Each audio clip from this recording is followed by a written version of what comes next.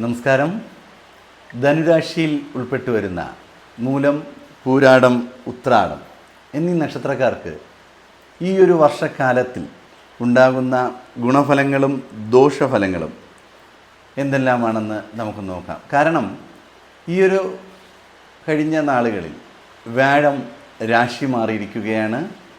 അതുപോലെ ശനി രാശി മാറിയിരിക്കുന്നു, രാഹു രാശി മാറി, കേതു രാശി മാറി എന്നിങ്ങനെ 4 ഗ്രഹങ്ങളാണ് രാശി മാറിയിരിക്കുന്നത്. വ്യാഴമാറ്റവും ശനിമാറ്റവും രാഹു കേതു മാറ്റങ്ങൾ ഇവയെല്ലാം നമ്മൾ ഇതിനു മുമ്പത്തെ വീഡിയോയിൽ ഓരോ മാറ്റങ്ങളും അതായത് രീതിയിൽ അപ്ഡേറ്റ് ചെയ്തിട്ടുണ്ട്. അപ്പോൾ പലരുടെയും സംശയമാണ്, ഈ ഗ്രഹങ്ങൾ ഇങ്ങനെ മാറുമ്പോൾ, വ്യാഴം മാറുമ്പോൾ ചിലപ്പോൾ പോസിറ്റീവായിട്ടുള്ള അനുഭവങ്ങൾ ഉണ്ടാകുന്നു, ശനി മാറുമ്പോൾ നെഗറ്റീവായിട്ടുള്ള അനുഭവമുണ്ട്. ഇതിപ്പോൾ എങ്ങനെയാണ്? അതിൻ്റെ അടിസ്ഥാനത്തിലാണ് ഈ ഒരു വീഡിയോ ചെയ്തത്. അപ്പോൾ നിങ്ങൾ ഇതുവരെ ഈ ചാനൽ സബ്സ്ക്രൈബ് ചെയ്തിട്ടില്ല എന്നുണ്ടെങ്കിൽ ചാനലൊന്ന് സബ്സ്ക്രൈബ് ചെയ്യുക. കൂടാതെ ജ്യോതിഷ സംബന്ധമായ സംശയങ്ങൾക്ക് സ്ക്രീനിൽ കാണുന്ന വാട്സാപ്പ് നമ്പറിൽ മെസ്സേജ് ചെയ്യുക. ജാതകഫലം ഫോണിലൂടെ അറിയുന്നതിന് വാട്സാപ്പിൽ മെസ്സേജ് ചെയ്താൽ മതി. നിങ്ങളുടെ പേരും നക്ഷത്രവും ഈ വീഡിയോയ്ക്ക് താഴെ ഒന്ന് കമൻറ്റ് ചെയ്യുക. കാരണം നമ്മൾ എല്ലാ മാസവും അമ്പലത്തിൽ നടക്കാറുള്ള ത്രിമൂർത്തി ദേവി സർവകാര്യസിദ്ധി പൂജയിൽ നിങ്ങളുടെ പേരും നക്ഷത്രവും ജീവിതത്തിൽ അനുഭവിക്കുന്ന ബുദ്ധിമുട്ട് എന്താണോ, സാമ്പത്തികമാകാം, വിവാഹ സംബന്ധമാകാം, വിദ്യാഭ്യാസപരമാകാം, ജോലി സംബന്ധം എന്താണ് കാരണം, അതും കൂടി ഒന്ന് രേഖപ്പെടുത്തുക. കാരണം നമ്മൾ പൂജയിൽ ഉൾപ്പെടുത്തുമ്പോൾ ഈ നമ്മുടെ പ്രേക്ഷകർക്ക് വേണ്ടി മാത്രം നടത്തുന്ന പൂജയാണ്. ഒരുപാട് ആൾക്കാരിങ്ങനെ നമ്മൾ കോൺടാക്ട് ചെയ്യുമ്പോൾ ഓരോ കാര്യങ്ങൾ പറയാറുണ്ട്. അപ്പോൾ അവർക്ക് വേണ്ടി നമുക്ക് ചെയ്യാൻ പറ്റുന്ന ഏക കാര്യമെന്ന് പറഞ്ഞാൽ ഒരു പൂജ നടത്തുക, അതിനുവേണ്ടി പ്രാർത്ഥിക്കുക. അതുതന്നെയാണ് നമ്മുടെ വീഡിയോ കാണുന്ന എല്ലാവർക്കും വേണ്ടിയാണ് ആ ഒരു പൂജ നടക്കുന്നത്. അപ്പോൾ എല്ലാവരും നിങ്ങളുടെ ബുദ്ധിമുട്ട് എന്താണെന്ന് അതിലൊന്ന് കമൻറ്റ് ചെയ്യുക. അതിനോടൊപ്പം നിങ്ങളുടെ പേരും നക്ഷത്രവും കമൻറ്റ് ചെയ്യുക. അപ്പോൾ ധനു രാശിയിൽ ഉൾപ്പെട്ടു വരുന്ന മൂലം, പൂരാടം, ഉത്രാടം ഈ നക്ഷത്രക്കാർക്ക് ഈ ഒരു വർഷക്കാലഘട്ടം ഇവർക്ക് വ്യാഴം നിൽക്കുന്നത് 7ാമത്തെ രാശിയിലാണ്. 7ാം രാശിയിൽ വ്യാഴം നിൽക്കുമ്പോൾ ഭാര്യ ഭർത്താക്കന്മാരിൽ നിന്ന്, അതായത് ഭാര്യയ്ക്ക് ഭർത്താവിൽ നിന്നാവാം, ഭർത്താവിന് ഭാര്യയിൽ നിന്നും ആകാം, സാമ്പത്തിക നേട്ടങ്ങൾ ഉണ്ടാകാൻ സാധ്യതയുണ്ട്. അല്ലെങ്കിൽ അവരുടെ വീടുകളിൽ നിന്നും, ഇപ്പോൾ നമ്മളൊരു വീട് വയ്ക്കുന്നു, ഒരു വാഹനം വാങ്ങാൻ ആഗ്രഹിക്കുന്നു, അല്ലെങ്കിൽ ജോലിയിൽ ബിസിനസ്സിൽ സാമ്പത്തിക ബുദ്ധിമുട്ട് ഇങ്ങനെ വന്നിരിക്കുന്നു, ആ ഒരു കാലഘട്ടമൊക്കെ ആണെന്നുണ്ടെങ്കിൽ, ഇപ്പോൾ ഭർത്താവിനാണ് സാമ്പത്തിക ബുദ്ധിമുട്ട് വന്നു എന്നുണ്ടെങ്കിൽ ഭാര്യയുടെ വീട്ടുകാരിൽ നിന്നും ഒരു സാമ്പത്തിക സഹായം ഉണ്ടാകാം.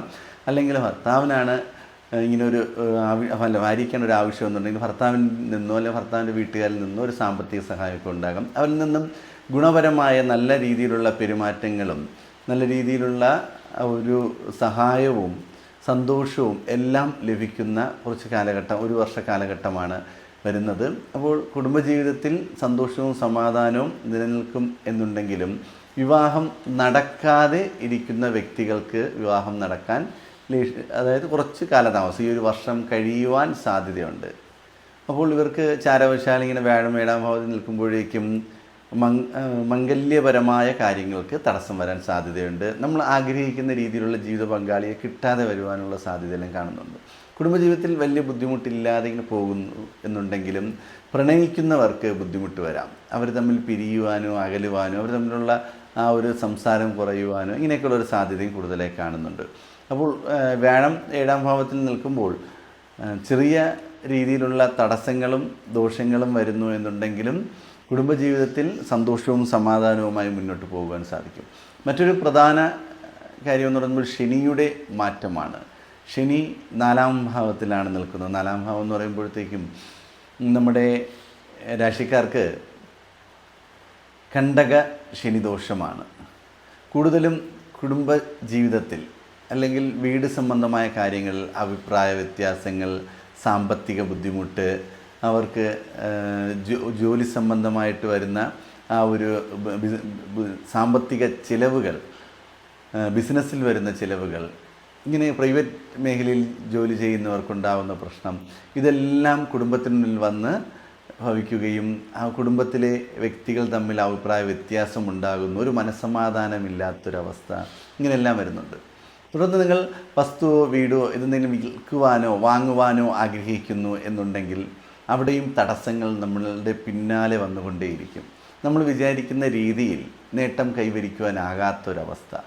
അങ്ങനെ ചെറിയ രീതിയിലുള്ള തടസ്സങ്ങൾ നമ്മുടെ കൂടെ തന്നെ ഉണ്ടാവും. കൂടുതലും ഗൃഹസംബന്ധമായിട്ടായിരിക്കും നമുക്ക് തടസ്സങ്ങളും ബുദ്ധിമുട്ടുകളും വന്നുകൊണ്ടിരിക്കുന്നത്. അപ്പോൾ ഈ ഒരു സമയത്ത് അയ്യപ്പസ്വാമിയെ മുറുകെ പിടിക്കുക, ആത്മാർത്ഥമായിട്ട് പ്രാർത്ഥിക്കുക, ഭഗവാന്റെ നാമം ജപിക്കുക, ഭഗവാനെ പൂജിക്കുക, ശനിയാഴ്ച ദിവസങ്ങളിൽ വ്രതശുദ്ധിയോടുകൂടി ക്ഷേത്ര ദർശനം നടത്തുക, നീരാഞ്ജനമോ എള്ളുകിഴിയോ അല്ലെങ്കിൽ നെയ്വിളക്കോ എള്ളു പായസമോ ശനീശ്വര ഹോമോ ഇതെല്ലാം നടത്തുന്നത് നല്ലത് തന്നെയായിരിക്കും. വ്യാഴത്തിൻ്റെ ആ ഒരു മാറ്റം കാരണം നിങ്ങൾക്ക് ബുദ്ധിമുട്ട് വരുന്നു എന്നുണ്ടെങ്കിൽ അതായത് കുടുംബജീവിതത്തിലോ അല്ലെങ്കിൽ വിവാഹ സംബന്ധമായ ബുദ്ധിമുട്ടോ വരുന്നു എന്നുണ്ടെങ്കിൽ വിഷ്ണു ഭഗവാനെ പ്രാർത്ഥിക്കുകയും വ്യാഴാഴ്ച ദിവസങ്ങളിൽ വിഷ്ണു ക്ഷേത്ര ദർശനം നടത്തുകയൊക്കെ ചെയ്യുന്നത് വളരെ നല്ലത് തന്നെയായിരിക്കും. അതുപോലെ തന്നെയാണ് രാഹുവും കേതുവും രാശി മാറി നിൽക്കുന്നത്. രാഹു രാശി മാറി നിൽക്കുന്നത് 3-ാം ഭാവത്തിലായിട്ടാണ്. അപ്പോഴേക്കും നമുക്ക് സഹോദരനിൽ നിന്നുള്ള ശത്രുതാ മനോഭാവം ഉണ്ടാകാൻ സാധ്യത, സഹോദരന്മായ അഭിപ്രായ വ്യത്യാസമുണ്ടാകുക, അല്ലെങ്കിൽ സഹോദരങ്ങളുടെ വിവാഹത്തിന് വേണ്ടി ധനം സഹായിക്കാം എന്നൊക്കെ നമ്മൾ പറഞ്ഞിട്ടുണ്ട് എന്നുണ്ടെങ്കിൽ അത് സഹായിക്കാൻ പറ്റാത്തൊരവസ്ഥയിലോട്ട് പോവുക, അല്ലെങ്കിൽ സഹോദരന് ഇങ്ങോട്ടാണ് നമുക്ക് സഹായിക്കാമെന്ന് പറഞ്ഞിരുന്നു എന്നുണ്ടെങ്കിൽ അത് കിട്ടാതെ വരുന്നൊരവസ്ഥ, സഹോദരങ്ങളിൽ നിന്നും ദുഃഖകരമായ അനുഭവങ്ങൾ വന്നു ചേരുന്ന ഒരവസ്ഥയാണ് കാണുന്നത്.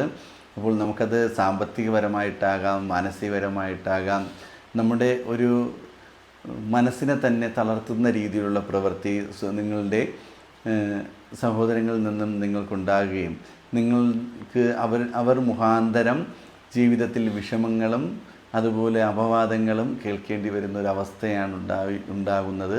വളരെ ശ്രദ്ധാപൂർവം സഹോദരന്മാരുടെ ആ ഒരു പ്രവൃത്തിയും സഹായങ്ങളും എല്ലാം നോക്കി ചെയ്യുന്ന നല്ല. ഈ ഒരു സമയം മോശമായതുകൊണ്ട് സൂക്ഷിക്കുന്നത് നല്ലതായിരിക്കും. ദുർഗാദേവി ക്ഷേത്രത്തിൽ ദർശനം നടത്തുകയും ദേവിയെ പ്രാർത്ഥിക്കുകയും ചെയ്യുന്നത് വളരെ നല്ലതാണ്. ഏറ്റവും പ്രധാനം, അതായത് ധനുരാശിക്കാർക്ക് ഏറ്റവും ദോഷം എന്ന് പറയുന്നത് കേതുവിൻ്റെ മാറ്റമാണ്. വ്യാഴം മാറി, ശനി മാറി, സർപ്പൻ മാറി, രാഹു മാറി.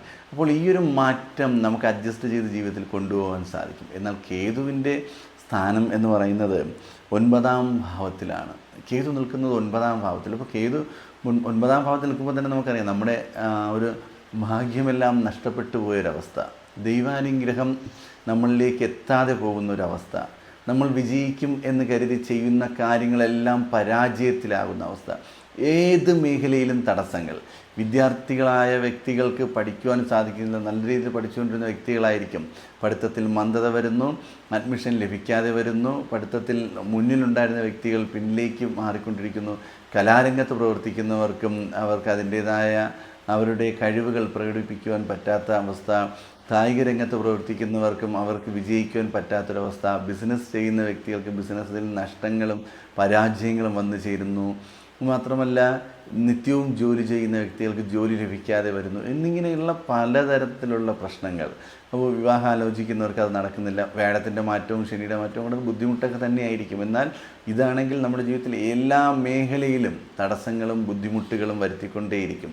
നമുക്കൊരു ഉയർച്ചയില്ലാത്തൊരവസ്ഥ ആക്കുകയാണ്. അപ്പോൾ ഈ ഒരു സമയം ഗണപതി ഭഗവാനെയാണ് ആത്മാർത്ഥമായിട്ട് പ്രാർത്ഥിക്കാനുള്ളത്. ഗണപതി ഭഗവാനെ പ്രാർത്ഥിക്കുക, പൂജിക്കുക, ഗണപതി ഹോമം നടത്തുക. പക്കന്നാൾ വരുന്ന ദിവസങ്ങളിൽ ഗണപതി ഹോമം നടത്തുകയും ഭഗവാന്റെ നാമം ജപിക്കുകയും. നമ്മുടെയൊക്കെ ചുറ്റും എല്ലാ അമ്പലത്തിലും ഗണപതിയുണ്ട്. അപ്പോൾ ഏതെങ്കിലും ഒരു അമ്പലത്തിൽ കയറി തൊഴുത് പ്രാർത്ഥിക്കുക. വെള്ളിയാഴ്ച ദിവസങ്ങളിൽ ഗണപതിക്ക് ഒരു നാളികേരം ഉടയ്ക്കുക. ഇങ്ങനെ ഭഗവാനെ ആത്മാർത്ഥമായും പ്രാർത്ഥിച്ചുകൊണ്ട് മുന്നോട്ട് പോയി കഴിഞ്ഞാൽ തടസ്സങ്ങൾ ഏറെക്കുറെ മാറി ജീവിതത്തിലേക്ക് വരുവാൻ സാധിക്കും. അതിനോടൊപ്പം ആയില്യം നാൾ വരുമ്പോൾ സർപ്പദൈവങ്ങൾക്ക് നൂറും പാലോ പാൽപ്പായസ വഴിപാടോ അല്ലെങ്കിൽ ആയില്യ പൂജയോ അല്ലെങ്കിൽ അഭിഷേകത്തിനുള്ള നമ്മുടെ സാമ്പത്തിക സ്ഥിതി എന്താണോ അതനുസരിച്ചുള്ള പരിഹാരങ്ങൾ ചെയ്ത് മുന്നോട്ട് പോകുന്നത് നല്ലത് തന്നെയായിരിക്കും. നല്ല രീതിയിലുള്ള ഒരു ദോഷങ്ങൾ ഈ ഒരു രാശിക്കാർക്ക് ഈ ഒരു വർഷക്കാലഘട്ടം വരാൻ സാധ്യതയുണ്ട്. അപ്പോൾ ഈശ്വര പ്രാർത്ഥനയും ഭഗവാന്റെ നാമജപങ്ങളും ഏറെ ഗുണം ചെയ്യും. ഭക്തിമാർഗം നിങ്ങൾ നയിക്കുകയും അല്ലെങ്കിൽ ഭഗവാനെ പ്രാർത്ഥിക്കുകയും ഭഗവാന്റെ നാമങ്ങളൊക്കെ ജപിച്ച് മുന്നോട്ട് പോയാൽ തടസ്സങ്ങൾ മാറുകയും നേട്ടങ്ങൾ ഉണ്ടാകുകയും ചെയ്യും.